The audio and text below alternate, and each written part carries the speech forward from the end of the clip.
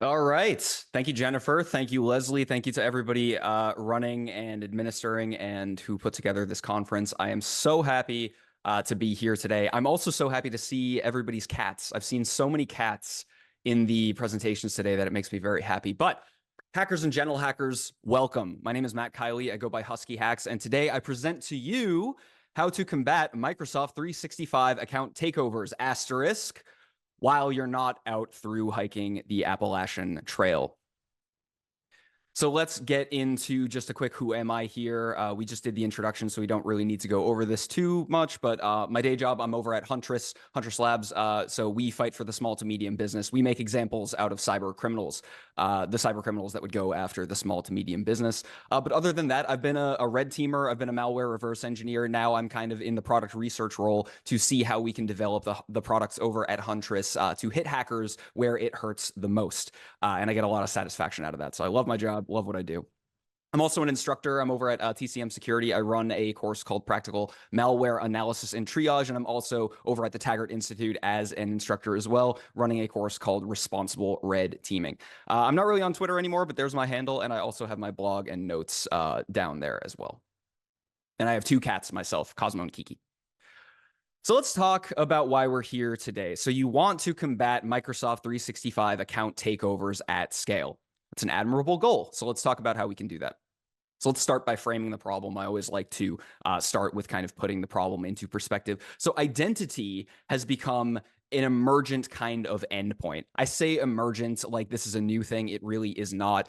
Even the PowerPoint that I'm giving this presentation on today is no longer just a PowerPoint piece of software on my computer, right?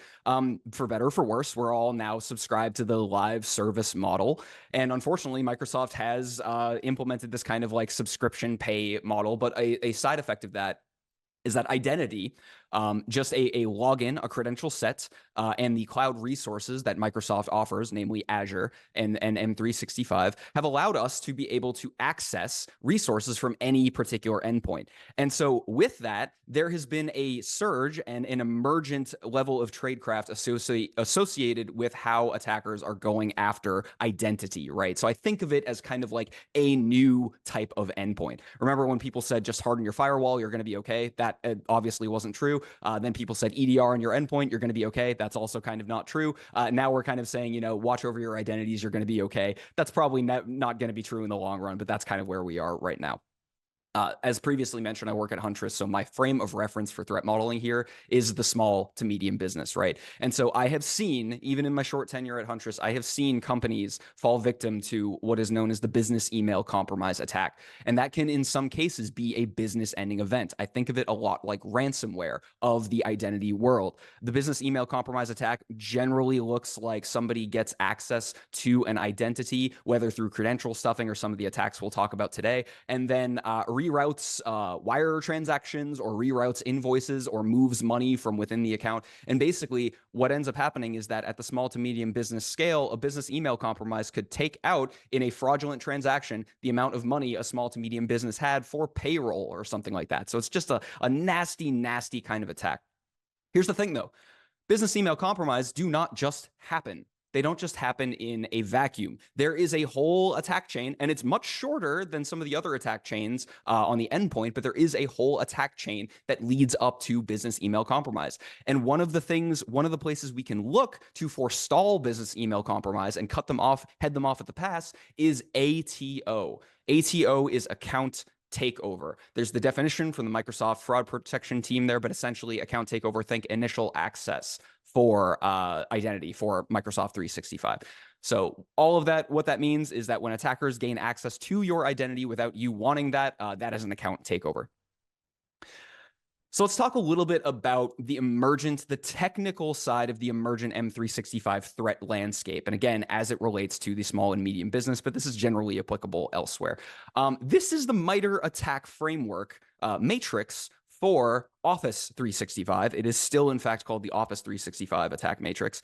And I think like all the rest of the matrices in MITRE, this is a pretty good starting point to look at. But I'm in the business of looking at the really specific attacks and picking them apart and picking apart how they work, and then building detection and product capabilities against those. So This is not a slight at MITRE. They do fantastic work. Obviously, everybody knows that. But the MITRE attack matrix for Azure and M365, I find to be a little too general, right?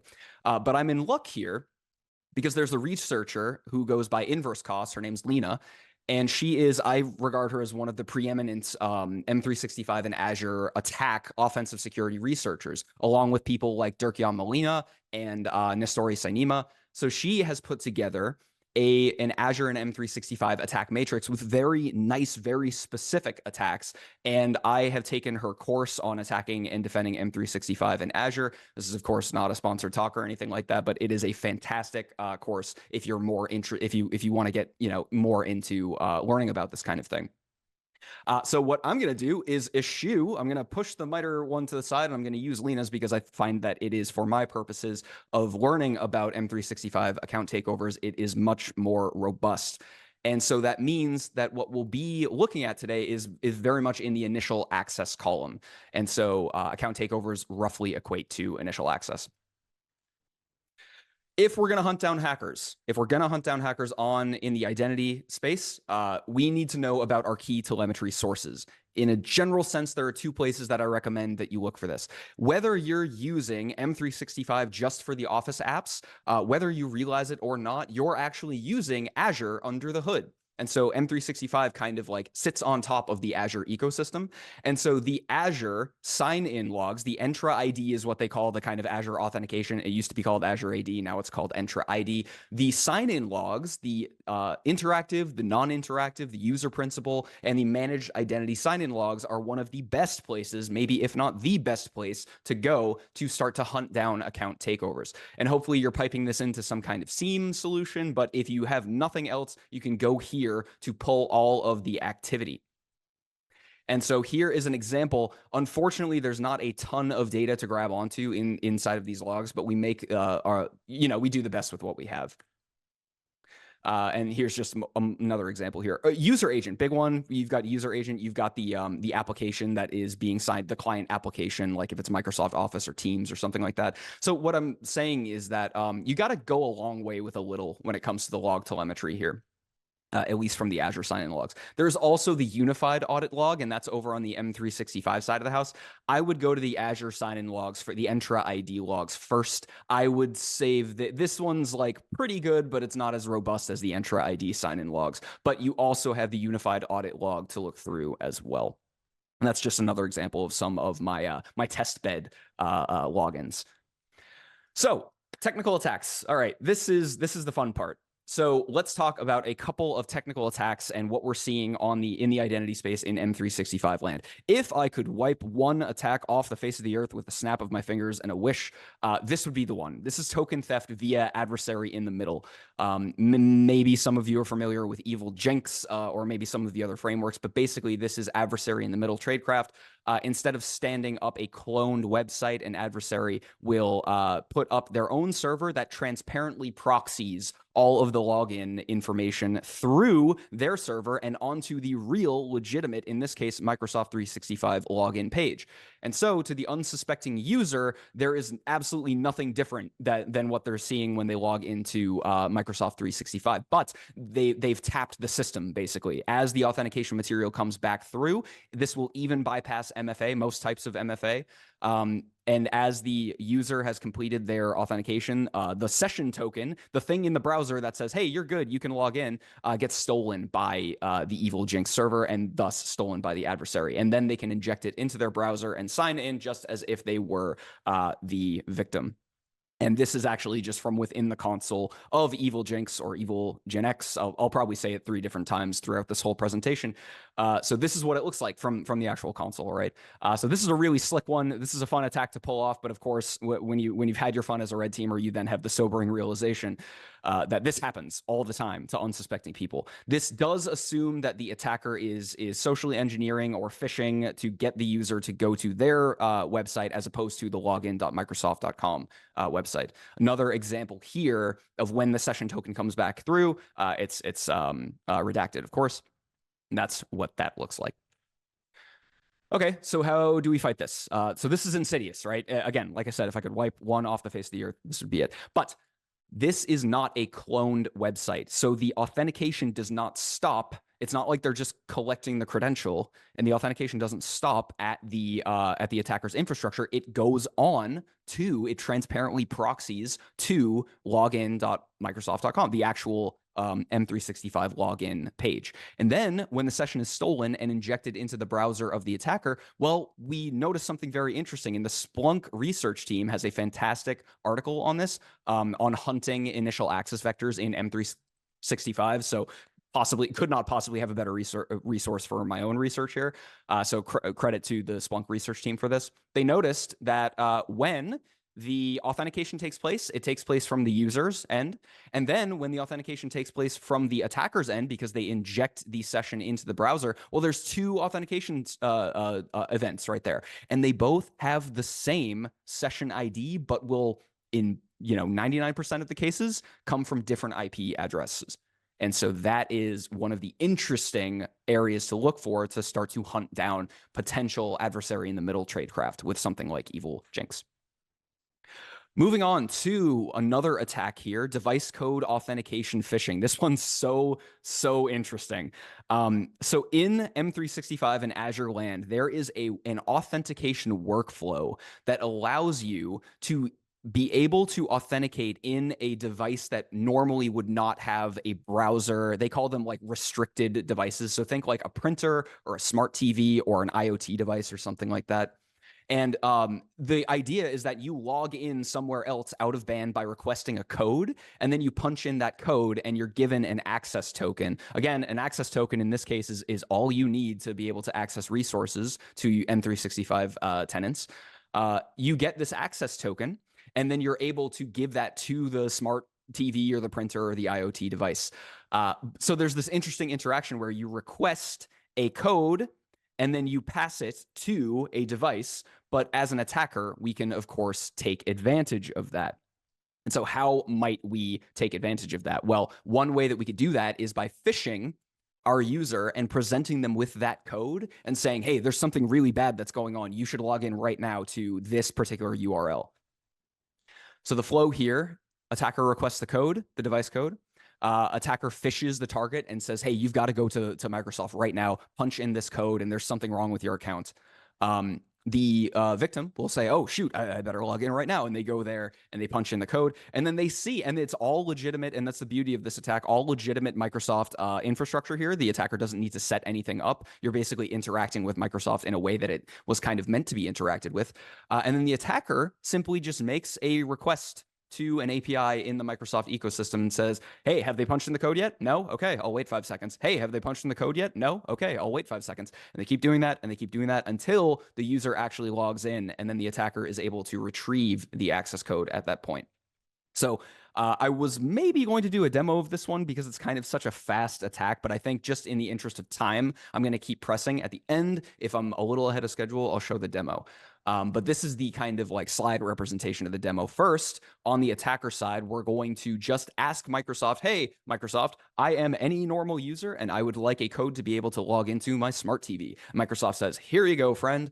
And so at that point, we're going to craft our email. And this is from Lena's course. So inverse cost, Lena put this one together, this little Microsoft warning, your anomalous IP, you've got to log in right now. So beautiful fish right there. But see that you go to microsoft.com/device login. That's a legitimate Microsoft URL. So there's nothing like suspicious about this, right? And then they say, hey, go in, punch the code in. We're going to give you this code right here and validate your credentials. And so you do that. You go there, you sign in with whatever identity you use. You even input your MFA if you're using MFA, because I know you're all using MFA, right? And then at the attacker's side of the table, then they just pull the Graph API, seeing, hey, did they punch in that code yet? Did they authenticate yet? Nope. Okay. Wait 5 seconds. Hey, did they punch in that code? Did they authenticate? Wait 5 seconds. Nope.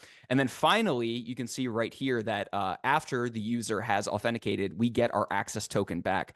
The access token here is a JWT, a JSON web token. So for Graph API, that is one of the ways that you can authenticate. And you always know a Microsoft Graph API access token by its starting letters right there, EYJ0. I like to remember that as A Joe. Where are you going with that access token in your hand? Do-do-do-do-do. Again, might skip over the demo for now just in the interest of time, but we're going to keep it moving here. So detection. Okay, so that again, insidious attacks out on the endpoint, and users are getting hammered and with this kind of stuff every day. They're getting phished with this kind of stuff every day. So what do we look for as defenders? How do we do this? Well, device code authentication has a very, I would even call it like a corner case use case, right? It's to be used with IoT and smart printers and that kind of thing that need to authenticate into the Microsoft ecosystem. I'd say that's like maybe relatively rare. Like if you think of just like the browser based logins, I see like millions and like tens of millions of events a day, right? And of most of those events, most of them are going to be browser based logins, just with a normal browser, somebody logging into M365. So device code authentication, especially if you have a smaller environment to look after, might be very rare for you. It might not even happen at all. And so this is going to look a lot like a normal login, if not for one particular detail here, where the original transfer method is noted as device code flow. Should that be normal for a user? I mean, that's for you to decide, but that is one of the, if I could have one data field to hunt that down this attack, that would be the one. We can see that here in the logs. We can see the original transfer method right here is device code flow. We have some other identifying information in the pack in the body of the log as well. But this original transfer method, device code flow, that's a dead giveaway that at least device code authentication was used in your environment. Should it be used? Really up for you to decide. Finally, third up, I want to talk about maybe something a little less sophisticated here. So we've talked about a couple of attacks that are a little high speed, a little sophisticated, but what about just a basic credential attack? What about breached credentials? I mean, we were talking about password cracking earlier today, offline password cracking. You know, credentials are published to Telegram channels like, you know, every day, right? And so what about, let's say an attacker uses a VPN, an anonymizing VPN. Let's assume no multi-factor authentication here, which of course makes me sad, but you know, stick with me here. And just logs in. They log in with a username, the identity's username and the password. Well, unfortunately, that's going to work, you know, minus any kind of conditional access policy or any kind of other thing standing in the way. I mean, a password and a username is going to do pretty well for an account that doesn't have any multi-factor authentication. And so let's say the attacker just jumps on hide my ass VPN and logs right in. What you need for this one, you know, a browser, a VPN, breach credentials, maybe Trevor spray if you're doing a password spray or a password brute force or something like that. But how would we detect something like that? So this is where I'm so jealous of my EDR researcher colleagues because they have so much awesome data to look through on the endpoint EDR side of the house to prove evil. But unfortunately, like at the end of the day, M365 logins are logins. They look pretty similar depending, you know, some of the details are going to be different, but a lot of them look very similar. So if we have no further context, how are we going to hunt down evil? Well, the solution here is that you have to make your own context in to be able to hunt down just a login from either a VPN or a weird location or some user agent string that seems really wacky. The individual event of a login is not going to know anything about any other events to its left and right. And this is where like threat intel and scripting shine, right? And so you can pull your logs into a CSV and whip up a quick Python script or Jupyter notebook, and then enrich your data by doing long-term analysis and crunching statistics against where a user logged in from. Is that a VPN? Is that an anonymizing VPN? Is it a Tor node? And then start to look at patterns of user behavior. So this is where scripting, hopefully your SIEM is doing something like this. But if you don't have that, this is where scripting and threat intel shine. And if you don't have, maybe you write a script for this that can pull an API, pull it automatically. But you can also just punch in IP addresses. If you want to know if it's like a VPN, you can go find these, you know, very simple tools online to see if an IP address is known, a known VPN provider, right?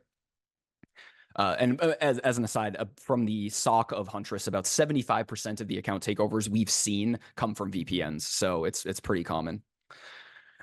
So let's say you've been doing this for a while and you're here and you're protecting your little M365 tenant, but then you start to realize that, you know, there is so much tech and so much red team awesomeness that's out there, and you're starting to feel a little outmatched by just the amount of awesome research that's out there. And so maybe you're starting to feel a little freaked out, right? Like this is, it's a very intense thing to try to defend against Microsoft 365 account takeovers, especially when we've got little harbinger of doom, evil jinx here saying I'm become death destroyer of MFA. So this could be kind of intense, right?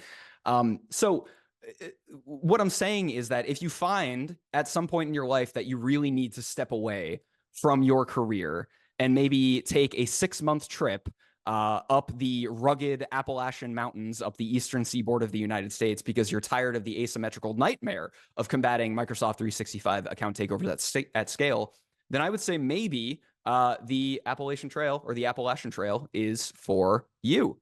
So let's go ahead and say that you have decided to put your career to the side for a 6-month hike up the beautiful Appalachian Mountains. Well, let's talk a little bit about what that might look like, because that's exactly what I did last year. To meet the Appalachian Trail, you must first meet the Appalachian Mountains. And I want to level set here because they demand your respect. The Appalachian Mountains are the oldest mountains on Earth. So please put some respect on their name. They are older than oceans and dinosaurs and bones and Saturn's rings. They are older than all of those things. They have stood sentinel and witness to 500 million years of life and changing seasons and evolution and change of our planet. And so all of this is to say, what I'm trying to say is that the Appalachian Mountains do not care about you, so you must treat them with respect. However, if you feel that you're up to the challenge of hiking the 2,200 miles of the Appalachian Trail, well, this is the AT, the Appalachian Trail as it exists today. So this is on the eastern kind of, not quite the coast, but like eastern seaboard, eastern mountain ranges of the United States. The southern terminus of the AT is at Springer Mountain, Georgia. The rough midway point, not technically, but who's counting, of the AT is at Harpers Ferry, West Virginia. That's where you go and get your picture taken as you cross the halfway point. And the northern terminus of the AT is at Mount Katahdin, Maine. Sacred territory in terms of Baxter State Park and Mount Katahdin. It's a mystical, absolutely beautiful mountain. If you start at the southern terminus and you hike north, you are called a NOBO. That's the northbound route. That is what I did. Conversely, if you hike from the north and hike south, you are going from Maine to Georgia. That is the southbound route, the SOBOs. You are crazy if you do. I'll get into why in a moment, but you're absolutely nuts if you do that. But hey, to each their own. And then there's some customizability here. You can do a flip-flop, which is like you start in the middle, you hike north, and then you go back down, and then you hike south, or very customizable. You can hike it in sections, so that's also a way. Yeah, and you can approach the AT any way that you want, but most people are going to hike it in the NOBO route. A traditional NOBO would start around late winter, early spring in the south at Springer Mountain, and then hike north. So stats. All right. So the AT is 2,200 miles long. Technically, it's 2198.4, but who's counting? It crosses through 14 states. It crosses through 2 national parks. The cumulative, this one blew my mind. The cumulative elevation change of the AT is hiking Mount Everest up and down 16 times. So let that sink in for a moment. You're probably, depending on your shoe type, you're probably going to go through about 4 to 5 pairs of shoes. So that's a fun stat as well. And then so your average time on trail looks probably like about 6 months. Only about 20 to 25% of the registered thru hikers actually complete the trail. And in 2023, at least in terms of the registered thru hikers that said that they finished, about a little over 1,000 of them finished. So you can see, I couldn't quite find the stat for the registered amount of thru hikers, and there's nothing, preventing you from just hiking it. You don't have to register as a thru hiker. They do want you to, just to keep stats and keep account of kind of who's hiking the trail and how many people. But yeah, those are your intro stats. Elevation profile. I wish I could find a better picture, but I think this actually depicts it pretty well. The point I'm trying to get across with this one is that the AT is rugged. It's rugged, rocky woods. And so like at the beginning, you're actually up kind of high, right? And so this is like the southern Georgia into North Carolina and Tennessee, which I like to call Tennalina because the AT snakes on the border of both of those states. But then you kind of get through the Virginia highlands and then you dip way down into like Pennsylvania, West Virginia, New Jersey. That's the mid-Atlantic lowlands. Way easier overall. You start to ramp back up in southern New England, and then finally you get into the northern New England section, which also is extremely rugged. And I'll talk a little bit more about that here in a moment. That leads me very nicely into difficulty. All right, this is my subjective rating. Georgia to Virginia, pretty rugged. You've got the Virginian Highlands, you've got the Wild Ponies and the Grayson Highlands there. Great Smoky Mountain National Park is there. That's generally speaking the Blue Ridge Mountains and Shenandoah National Park. I would say overall pretty tough. If you start in the South, if you start in Georgia, you're actually like the first few days of hiking, you're like, whoa, I thought the beginning was going to be easy. Nope, not the case. But then you make it into West Virginia and through to New Jersey, and that's the Mid-Atlantic lowlands. That is easy hiking. That is like, yeah, you got to climb every now and then, but like, wow, the actual elevation change there was like not bad at all. Moving along, though, you start to get into southern New England and into the Green Mountains of Vermont. And I would say, again, rugged, not terrible, rugged, good hiking. It will it'll put you to the test, right? And then you get to New Hampshire and Maine, and that is the hardest bleeping hike of your life. I promise you, if you try to through hike the New Hampshire and Maine section. That's the White Mountains. That's the Mahoosic Range. Both of those mountain ranges are worldwide known to be notoriously difficult. The 100-mile wilderness just shy of Mount Katahdin, not to mention Mount Katahdin itself is no joke. And if all of that weren't bad enough, you've got river crossings that will actually kill you in Maine specifically. So in my opinion, Maine is the hardest state, but on the northbound route, it is the state that you are best prepared for, right? So you've spent it's like Pokemon at the end of Pokemon when it's like, all right, time to fight the Elite Four, and you've been training the whole game for it. Maine is like the final boss of a video game. It's like you spent the whole trail learning all the things you've known. You've learned so much now, so show me what you've learned. And Maine gives you every single challenge of all of the rest of the trail, all within one state. And so now, drum roll, please. I think everybody is probably looking forward to this. This is my ranking of the AT from lowest to highest tier. So let's start with unranked. West Virginia. You are in West Virginia for 10 seconds. I swear it is that quick. You cross into Harper's Ferry, you get your picture taken, and then you are out of West Virginia in like an hour. Nothing wrong with Harper's Ferry. I like it. It was a wonderful place, but not enough data to pull a conclusion. D tier, Pennsylvania. I'm sorry. Pennsylvania is a wonderful state, but my God, the trail in Pennsylvania is so bad. It is rocky and boring, and I almost got killed in a lightning storm there, so I do not like Pennsylvania. I'm never returning to the trail there. Pennsylvania itself is a state, beautiful, love it. The trail in Pennsylvania, never, ever doing that again. C tier, Massachusetts, New York, New Jersey, Maryland, and Connecticut. Nothing wrong with any of these states. My home state is Massachusetts. I wish I could rank it higher. Just kind of, okay, whatever. Nothing wrong. Just kind of boring. I don't know. I don't have a lot to say about any of these states. Now we get up into B tier. Now we're cooking. We've got Georgia, and I threw Great Smoky Mountain National Park in there as well. North Carolina and Tennessee, which I kind of treat as one entity because, like I said, the trail runs along the border there. And then we've got Virginia as well. Virginia is the largest state. It takes a month basically to cross all the way through Virginia. But these states have like interesting terrain and are kind of fun to hike. Pretty challenging though.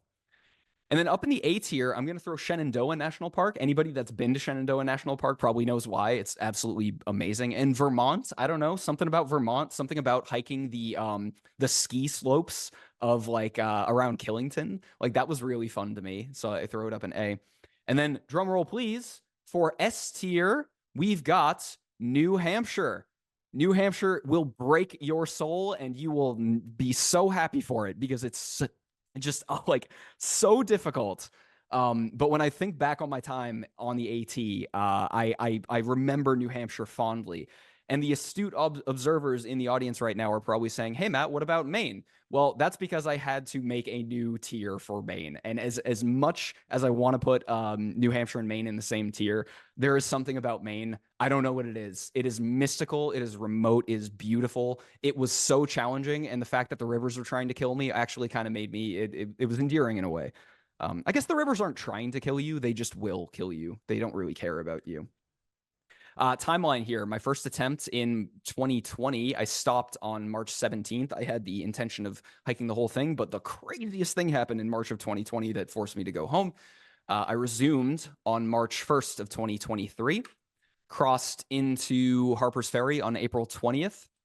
I then crossed into New England on May 15th, and then I finally summited Mount Katahdin on June 23rd. And now here is, I think, the part that everybody was really waiting for. This is the slideshow of the AT. So let's talk about the vibes, the terrain, the ecology, the kind of experience. When you start in the southern section here, in basically winter, this is what you're gonna see.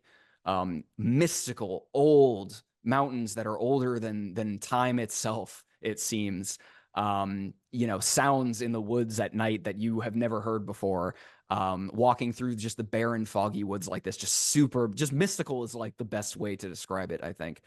And then depending on as you move north and as spring kind of starts to roll around, you're gonna enter what they call the green tunnel. And that's so in the southern sections, but as spring is kind of blooming around you, this is Great Smoky Mountain National Park in the springtime. And these are old growth forests. So these are, unfortunately, a lot of the eastern coast of the U.S. and a lot of the AT itself has been logged into oblivion over the in the 20th and 19th centuries. But there are national parks that are not have never been logged. Old growth forests. They feel prehistoric. So that's really cool. That's like Great Smoky Mountain National Park. But then depending on what time of year or season that you're hiking, even in the south, you can find yourself in places that kind of look like Hoth from Star Wars. So this is up in the Rhone Highlands. That was a really fun day. That was crossing over the Rhone Highlands, and it looked like that. But then you get into the Mid-Atlantic lowlands. And like I said, easy hiking, rolling beautiful hills in southern Pennsylvania. And like I said, like parts of Pennsylvania were okay. This is maybe one of my, more favorite parts, but the rest of Pennsylvania kind of looks like this. That's me, by the way. My friend, my hiking partner, Ope, took that. So yeah, don't expect to move very fast over the rocks of Pennsylvania into New Jersey and New York. But then you start to get into where I consider the hike to actually start, right? And so this is New England. This is my home. But even more than just New England, this is New Hampshire, right? And like you will never hike more challenging terrain day after day. I grew up hiking the White Mountains like as day hikes, and I was not prepared for what a through hike in the White Mountains was going to bring. And when I look back, like I had like muscle cramps in my legs that I've never had before. And like I was colder and soaked to the bone. But when I think back on the hike, there are like hundreds of miles in the other sections that were just fine, but I don't remember them, right? But like New Hampshire and Maine, I remember what it felt like. I remember what it looked like. And this is one of my favorite memories of all time. And this was the Mount Washington. You hike the Presidential Traverse when you are coming through New Hampshire in the White Mountains. And we hiked Mount Washington. This was June 6th. And it was blizzard conditions on Mount Washington.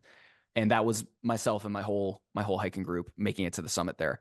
And it was so dangerous to continue on from that point that they made us take the road down. We road walked down. We couldn't continue the rest of the traverse, unfortunately.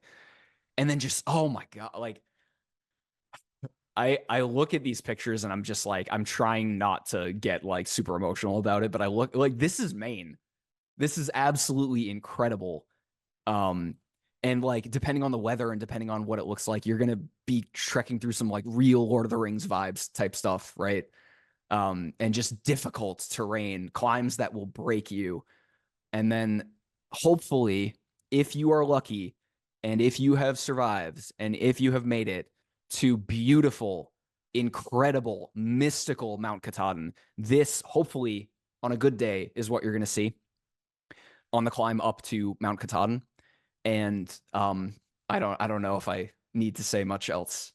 Just absolutely incredible. Real quick, let's talk gear. How do you even do a hike like this, right?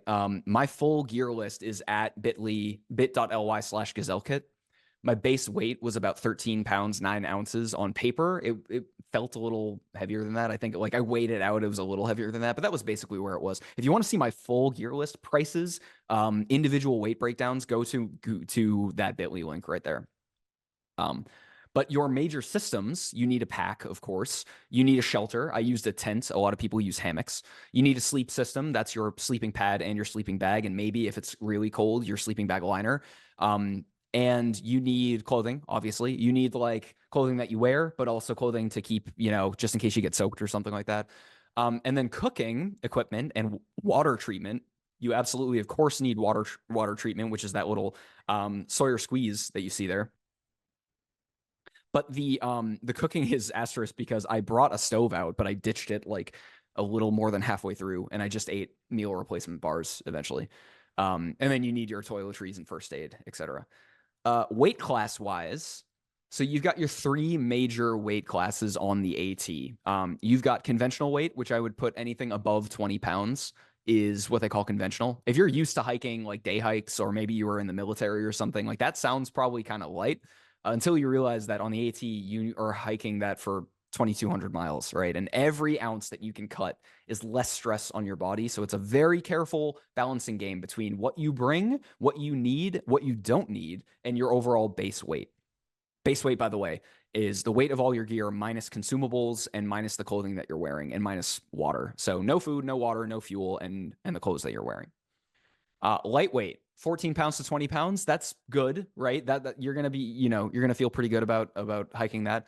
But you can even go below that, and then you can get into ultralight, right? And I was just cusping like under ultralight, so I was within the ultralight range. These are not defined anywhere. This is just kind of like back of the napkin stuff. But you're probably wondering, what are these two other areas, right? And so those are what I like to call stupid light, which is when you bring a toothpick, a napkin, and a prayer out there, and you're always asking people for like their spare clothes or their spare food or something. And then there's stupid heavy, and that's when you have something to prove and you have a rolled ankle. And so generally, I would advise if you're interested in doing this, you've got to stick in the conventional lightweight or ultralight gear class ranges. That's where I was again, somewhere in the ultralight. The food. Oh my goodness, the food.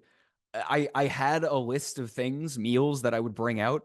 But the long and short of it is that it is literally anything you want. I'm not kidding when I say this. Like, plus your basal metabolic rate, in addition to that, you're burning at least 5,000 calories every day.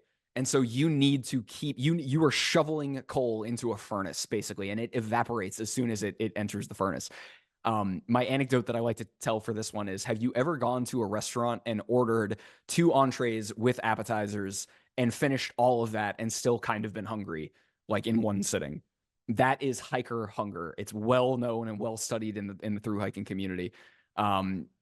So I had like recommendations, but honestly, like one of my favorite things was to like hike out of the woods to a major highway road crossing and find a gas station there and walk into the gas station, and like walking down the aisles of all the candy and snacks and the I drink a Gatorade right to the head, like one sitting, and then I'd grab all the snacks I wanted and just eat them all on the curb of the gas station. Like that is like thru-hiking life, slice of life right there.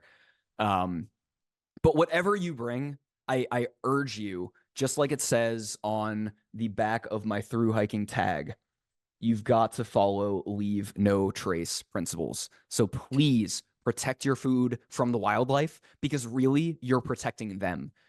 If wildlife get too accustomed to humans in an area, and you see this with bears all the time, they will lose their natural skittishness and their scared sense of humans, and then they'll start to forage in humans' packs for food. You don't want that. So please hang your food, use a bear canister, leave no trace, and you really are protecting them from us if you look at it that way.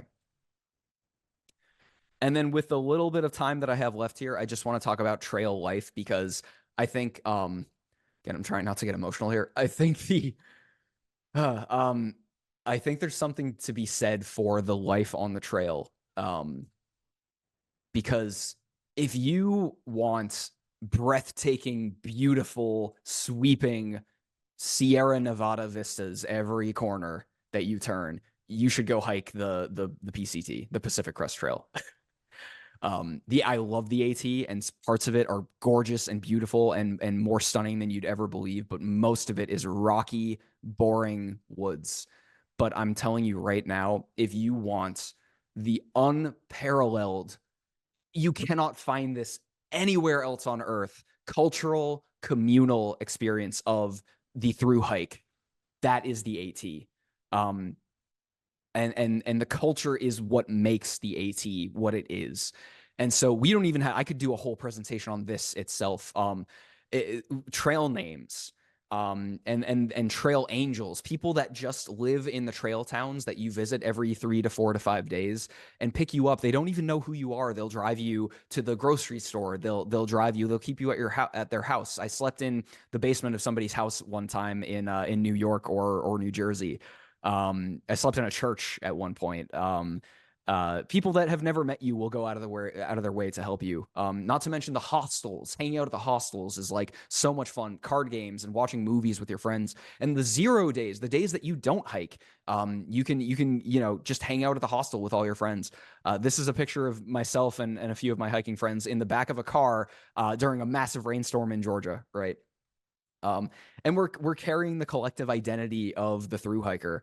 It's something I haven't experienced since I think I left the military, in the sense that like there is this idea of the through hiker. You can kind of tell them by their gear, maybe their smell, but through hikers from just day hikers or normal hikers, right? And they want to represent the community as best as they possibly can. And then there's the camaraderie among through hikers where, there wasn't a person I met on trail that I wouldn't have gone out of my way to help, right? If somebody was really in need, which happened a couple of times, we all go out of our way. The through hikers go out of their way to help everybody else. So just amazing. Real quick, day in the life, 5 to 6 a.m. Wake up with the sunrise, 6:30. You're gonna break camp, break your tent down, stretch, have breakfast, and then you're hiking maybe until lunch. You probably go about 14 miles, maybe 16 miles. This is like later in the hike. You're not gonna start doing this, but like let's say like 3.5 months into your through hike. Break for lunch, hike again in the afternoon. You're gonna pull about 28 miles total, depending on how many miles you wanted to go that day, or maybe you're hiking into town at that point, and then you try to find a way into town, a ride into the hostel, or maybe you're hitchhiking. Did that a couple times. That was fun. But about 7 p.m., you're so tired. It's called hiker midnight, so go to sleep. You've got a long hike ahead of you tomorrow. Of course, all that is influenced by how many miles you want to make that day.